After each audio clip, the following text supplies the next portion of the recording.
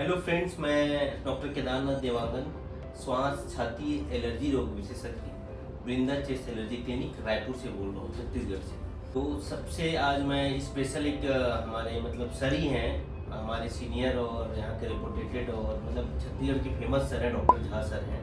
और काफ़ी लोग इनको सर को जानते हैं, काफ़ी जितने भी पुराने डॉक्टर्स हैं, सब सीनियर डॉक्टर हैं, सब सर को जानते हैं। तो सर को 40 साल से अस्थमा एलर्जी था, बेसिकली अस्थमा था। और सर काफ़ी समय से ट्रीटमेंट ले रहे थे और बीइंग अ डॉक्टर सर को भी सारा चीज़ नॉलेज था कि कैसे क्या होता है, कैसे ट्रीटमेंट करना है।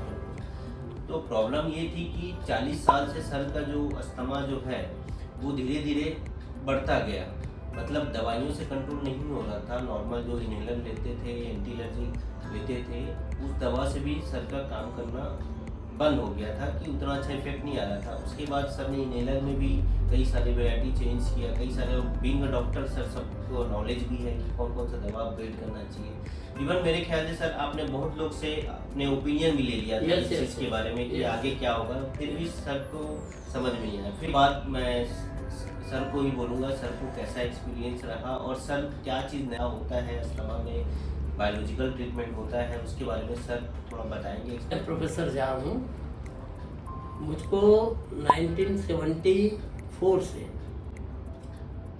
इस अस्थमा स्टार्ट हो गया और उस समय स्टार्ट ऐसे हुआ कि एक मेरे फ्रेंड थे करना, उनके यहाँ मैं विजिट में गया तो उनने मुझको मैंने चिल्ड शरबत पिला दिया फ्रिज से निकाल करके। इसके पहले मैं कभी फ्रिज वाला वो नहीं पीता था क्योंकि मेरी मदर भी अस्थमेटिक थी ना, मैं प्रिकॉशन लेते रहता था। अब जब उन्होंने शरबत पिलाया तो मैं पी लिया। उसके बाद मुझको सर्दी हुई, वो सर्दी कुछ दिन तक की रही, फिर वो क्रॉनिक वाला हो गया।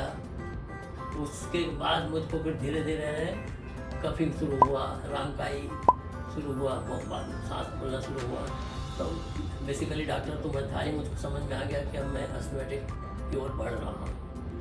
इसके बाद में मैं ओरल पहले बहुत टेड्राल पहले बड़ी कॉमन थियोफाइलिन वाला ग्रुप होता था, उसे फिर बार्बिटोन भी मिला रहता था, तो उससे बड़ा जल्दी इफेक्ट होता था। टेड्राल रात में लेके सो जाता था।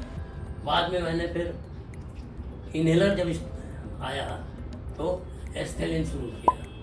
एस्थेलिन इनहेलर दिन में 2 बार लेने से कंफर्टेबल रहने लगा। उसके बाद में स्टेरॉइड, उसके बाद में काम करना बंद हुआ तो फिर स्टेरॉइड लेना शुरू करना पड़ा। स्टेरॉइड के इनहेलर लेना शुरू किया जिसमें कि विडोस्माइड और फॉर्मेट्रॉल ग्रुप के इनहेलर मैंने लेना शुरू किया, तो उससे बहुत दिन तक भी चलते रहा। अभी विगत 3 साल से मुझको कोरोना हुआ। उसके बाद से कोरोना हमको हुआ था 2021 में, वाइफ और मुझको दोनों को, तो उसमें हम सर्वाइव कर लिए। बड़े आश्चर्य की बात है क्योंकि वो सेकंड वेव काफ़ी खतरनाक कोरोना हुआ था। उसके बाद से हमारा अस्थमा कंट्रोल होना बंद हो गया, इनहेलर के बाद भी अस्थमेटिक प्रॉब्लम बहुत ज़्यादा होना।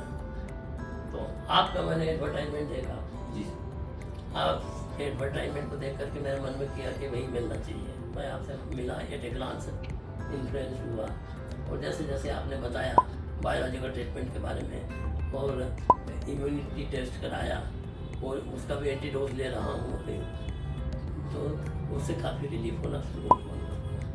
अभी मैं स्टेटस अस्थमेटिक का कंडीशन कई बार हो जाता था, साल में 2-3 बार तो हो ही जाता था, तो वो नहीं हो रहा है। और इस ट्रीटमेंट से मुझको 50% अभी रिलीफ मिल गया है। अब आगे का ट्रीटमेंट कंटिन्यू करना है। बर्नाली इंजेक्शन की 3rd डोज मुझको लगा है और अभी भी 10 किलोमीटर वॉकिंग कर लेता हूँ, साइकिलिंग कर लेता हूँ, कोई प्रॉब्लम नहीं है। कार्डियक आर्टरीडिसीज का भी पेशेंट हूँ, एंजियोप्लास्टी हुई है 2014 में मेरे, जो है बहुत फिट हूँ। बस यही है कि अभी बीच में जो अस्थमा का कंट्रोल नहीं हो रहा था वो डॉक्टर साहब के ट्रीटमेंट से कंट्रोल हो रहा है। दूसरों जो भी आपके जैसे पेशेंट हैं जिनको इनहेलर स्टेरॉइड काम नहीं कर पा रहे हैं, जो ओरल स्टेरॉइड ले रहे हैं काफ़ी समय से, उनको मैं ये संदेश दूंगा, उनको संदेश देना चाहता हूँ कि इससे घबराएं ना। एक इम्यून सिस्टम को बढ़ाने वाली ट्रीटमेंट है और इसको लेने से आपका अस्थमा कंट्रोल रहेगा और डॉक्टर साहब की सलाह से उचित समय में उचित दवाइयाँ लेते रहें, निश्चित रूप से उनको लाभ होगा।